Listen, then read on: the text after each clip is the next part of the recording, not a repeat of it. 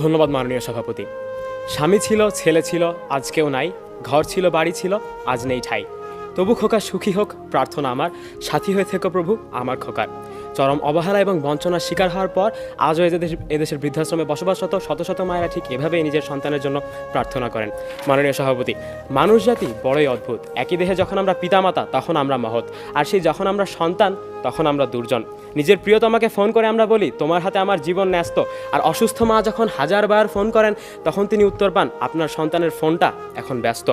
ঘরে বসে হিন্দি সিরিয়াল আর আইপিএল উপভোগ করার জন্য আমরা প্রতি বছর 250 কোটি টাকা জলে ফেলি। কেন? আমাদের মানসিকতার সমস্যা, সেই জন্যই তো। অথচ নিজের বাবার সাথে কথা বলার সময় ঠিক 59 সেকেন্ডেই লাল বাটনটা চেপে দেয়। প্রতিপক্ষের বক্তারা হয়তো এখন এরও সমস্যার সমাধান দেওয়ার জন্য বলবেন বাংলা লিঙ্ক তো দিচ্ছে 39 পয়সা প্রতি মিনিট, দারুণ অফার, কিন্তু আমরা তো সেটা দিয়ে কথা বলি নিজের প্রেয়সীর সাথে। কেন? বিজ্ঞ প্রতিপক্ষ সেই দুর্বল মানসিকতার কারণেই।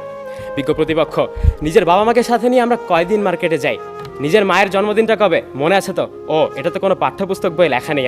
মাননীয় সভাপতি, শেষ করছি একজন বীরত্বগাথা মহান মানসিকতা সম্পন্ন সন্তানের গল্প দিয়ে। অর্থের অভাবে নিজের অসুস্থ মাকে ভ্যানে করে হাসপাতালে নিয়ে যাবার সামর্থ্য তার ছিল না। বিজ্ঞ প্রতিপক্ষ, লক্ষ্য করে দেখুন, তার কিন্তু ছিল না কোনো বিদ্যালয়গত কিংবা প্রাতিষ্ঠানিক শিক্ষাও, কিন্তু সেই অক্ষমতা তাকে থামিয়ে রাখেনি। মানসিকতা এবং ভালোবাসার জোরেই তিনি নিজের অসুস্থ মাকে কাঁধে তুলে পায়ে হেঁটে পাড়ি দিয়েছিলেন প্রায় 7 কিলোমিটার পথ। বিজ্ঞ প্রতিপক্ষ, তিনি সাতক্ষীরার সাইফুল ইসলাম।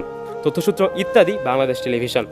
বিজ্ঞ প্রতিপক্ষ, উদ্দেশ্যহীন বিতর্ক যেমন নিরর্থক, ঠিক তেমনি ভালোবাসাহীন মানসিকতা নিয়ে নিজের বৃদ্ধ পিতামাতার প্রতি দায়িত্ব পালনও অসম্ভব।